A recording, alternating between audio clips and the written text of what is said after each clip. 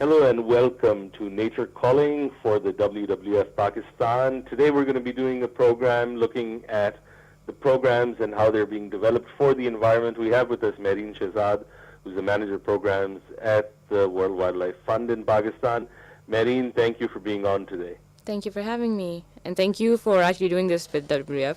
No, not at all. So I found it very interesting that I went through some of the research that was provided to me, and you guys have been doing some really good work, and the materials are quite in-depth. Now, one of the things that I found interesting is that, you're looking at this link between what I assume is also a very practical question for you. If you're going to get people to care, one of the main things about getting people to care is that it makes sure that you show how it affects their bottom line, whether at a state level or a local level.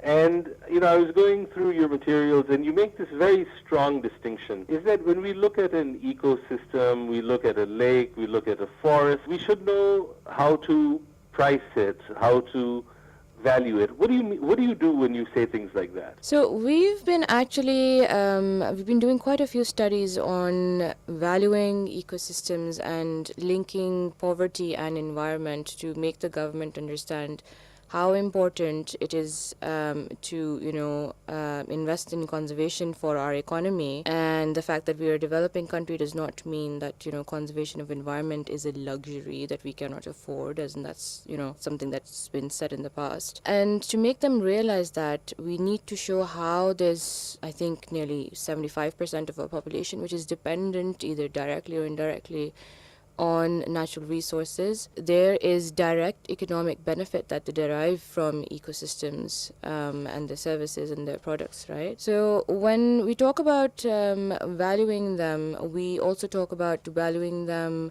for, for just being there, as in the existence value of an ecosystem.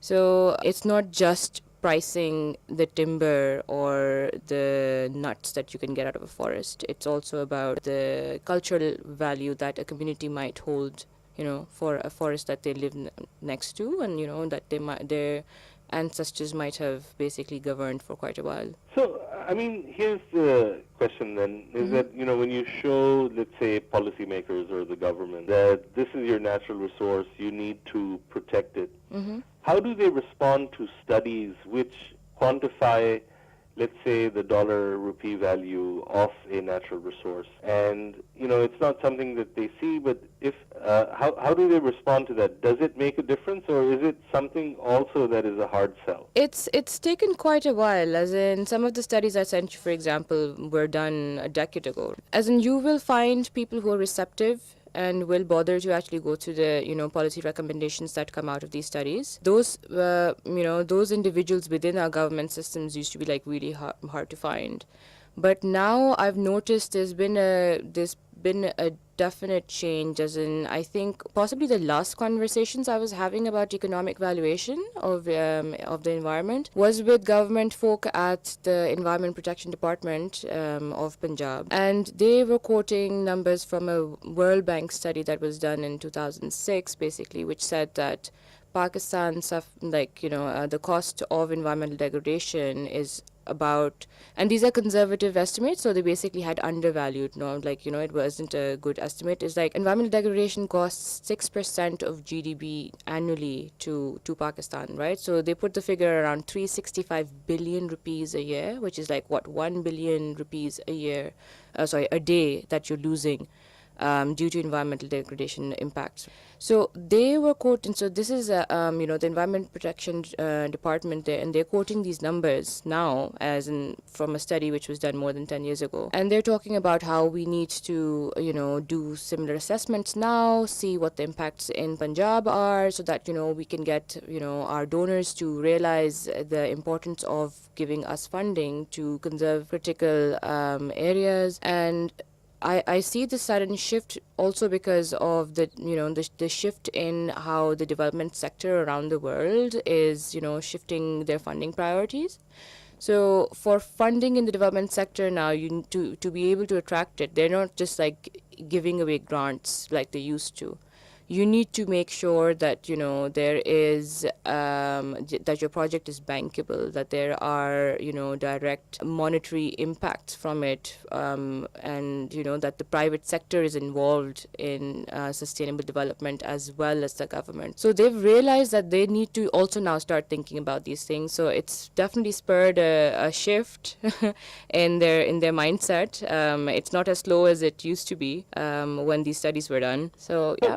So just another question, which is, in hypothetical case where you're asking to conserve a forest and you're not making, say, you're making more of a cultural argument, not an economic one. How do governments respond to that when, the incentivization is really for them to exploit this, to make it an engine of growth? So how do you approach those kinds of situations? Well, we've seen this in the past, as in, this is not work I did personally. So I've heard about how land use, like forest use rights for local communities were being impacted when the government decided to, for example, not have a certain section of the forest declared as a reserve or protected forest, making the government realize that a forest, because it's owned by a community, might have more value to them, more value to them as their ancestral property, is still very difficult. As even with just declaring protected areas, isn't that something that you need to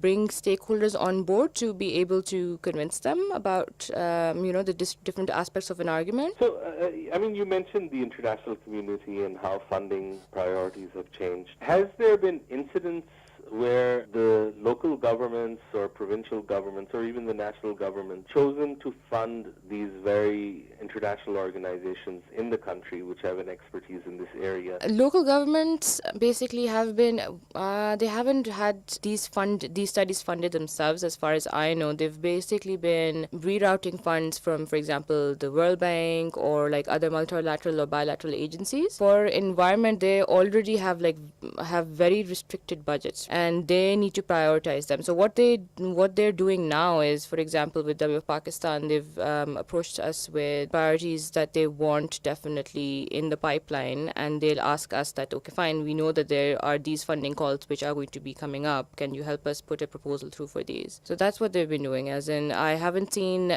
studies for economic valuation come up yet, but there have been discussions recently. Their priorities are basically, looking at waters, risk assessments, pollution impacts. So in your personal work these days, what projects are you developing for WWF?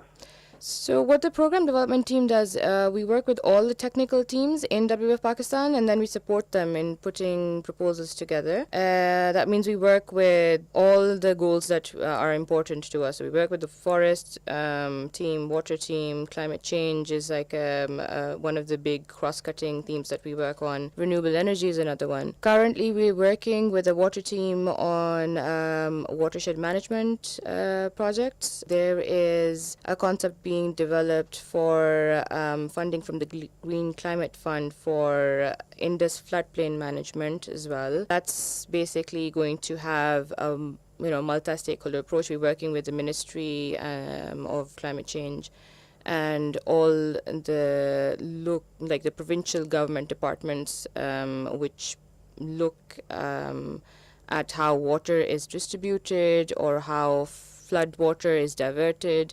And we're trying to propose, soft engineering solutions as opposed to hard engineering, such as dams and other infrastructure, because as you probably know, we already have a massive irrigation infrastructure network in Pakistan, right? So what we're proposing is that they look at soft engineering solutions which can help restore wetlands as well as have benefits for the community as well, and it'll cost them, the government, quite a bit less than putting in dams. Wildlife species, we're working with, we're looking at how wildlife trade can be curbed. So we've recently gotten funding for pangolins. I don't know if you're aware of pangolins being one of the biggest trafficked species from Pakistan. Yeah. So we're going to be starting work on quite a number of new projects, and as in quite a lot in the pipeline as well. So in terms of, water, and this seems to be a big thing, is that rainfall is also projected to decrease over the next 30 years.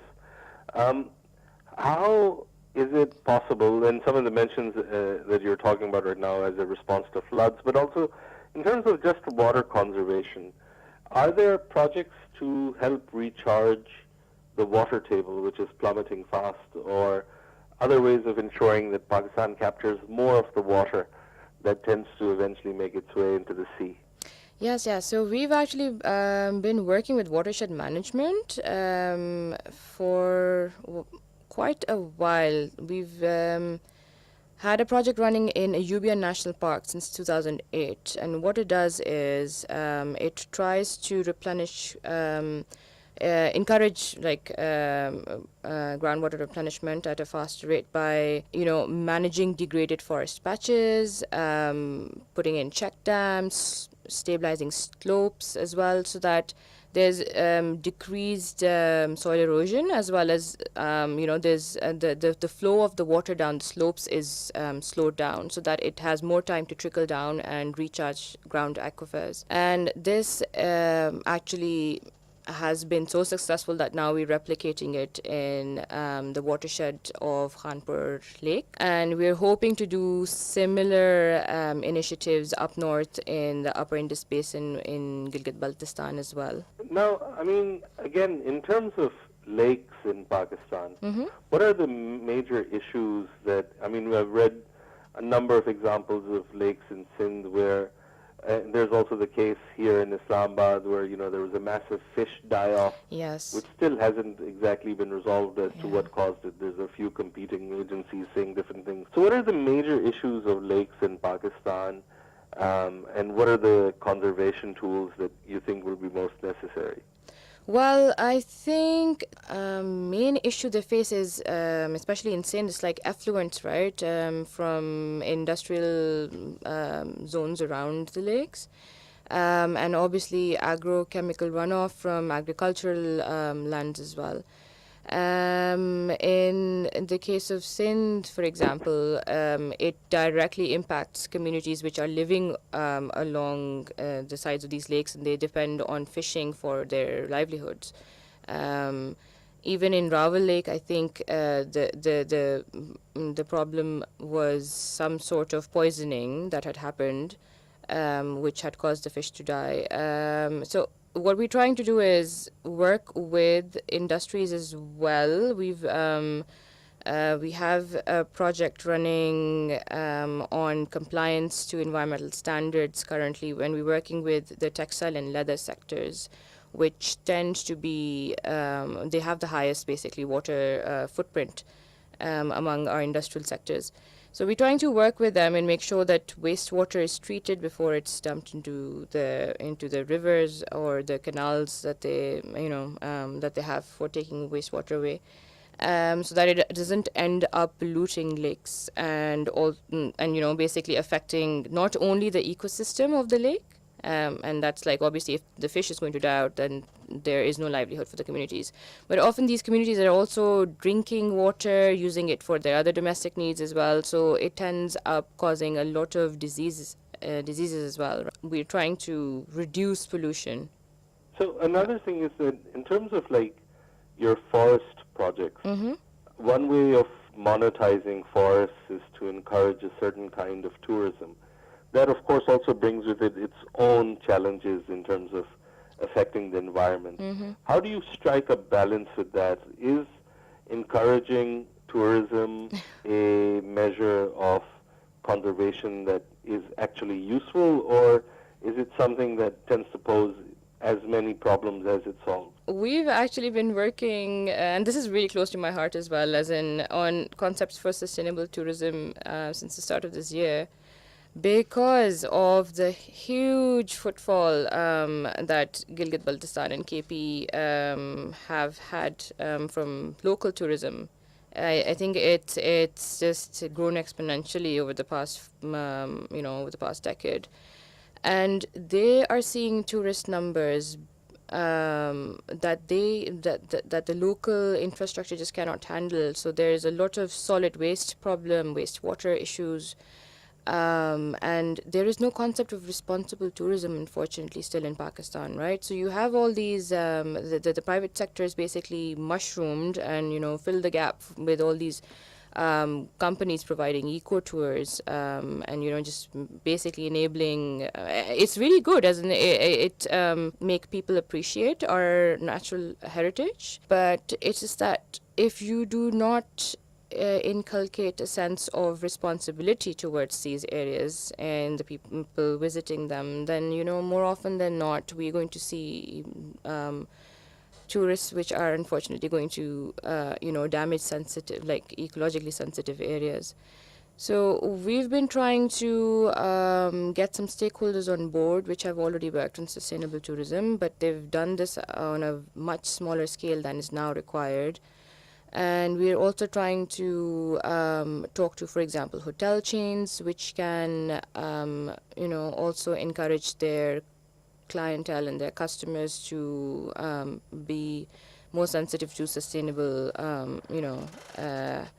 in initiatives in the area. Maybe pitch in towards whether if it, whether through volunteering or if it's donations towards cleanups of sites which are heavily frequented by tourists. So, for example, in Saif al-Muluk, you've probably seen every tourist season, it ends up with so much solid waste that the local facilities cannot manage to clean up the area themselves. Then we have volunteer campaigns that we take with some of the schools which are working with WWF-Pakistan, and we take students up with for cleanup campaigns there.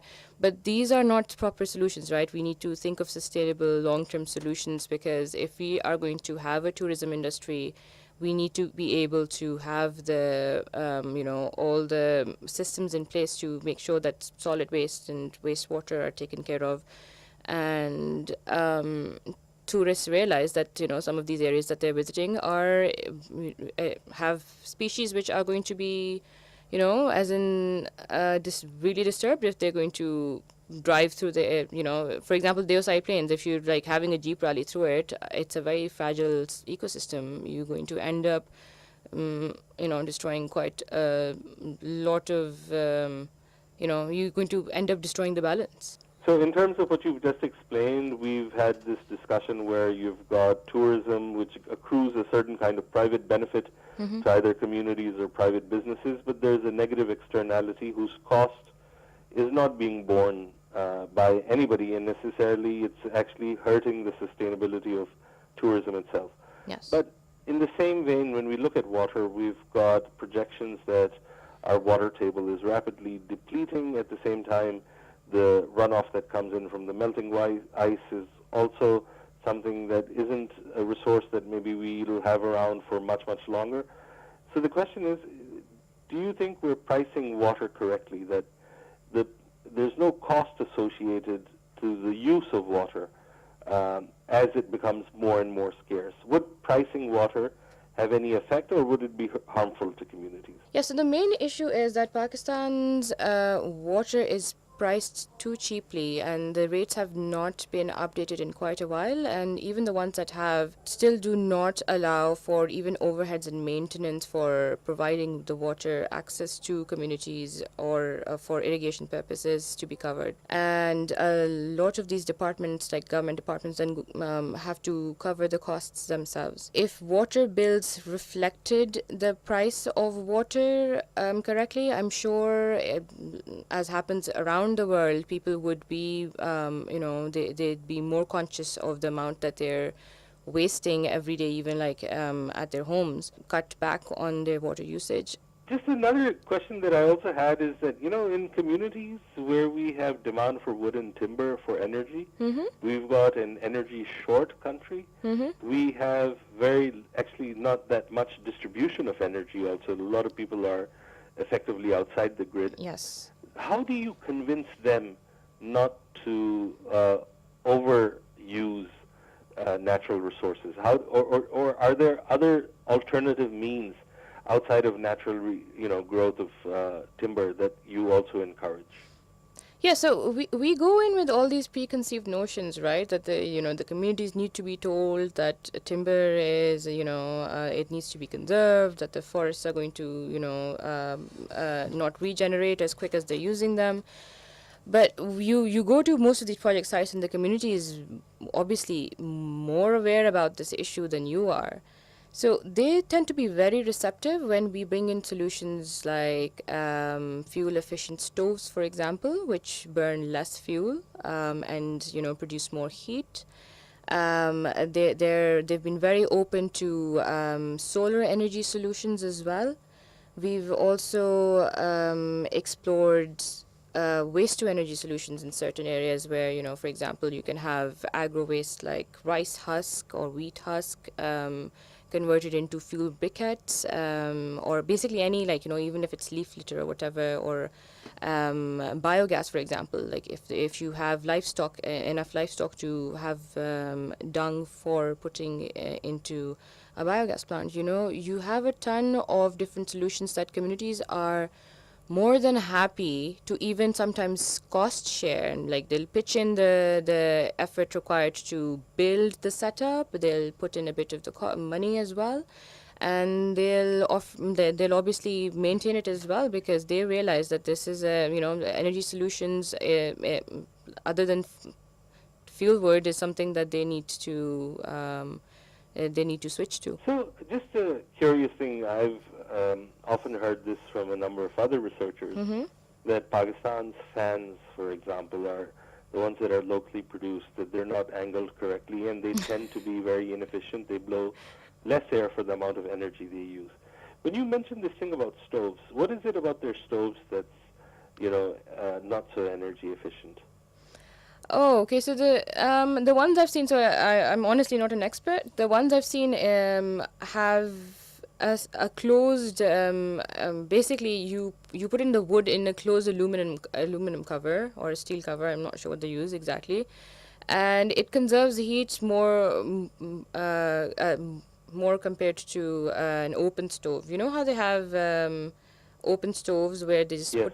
put the wood in, and the heat is actually, it escapes instead of actually being targeted towards, what if it's like a cooking pot that they're targeting, or if it's like something that they're warming up, like water geysers or whatever.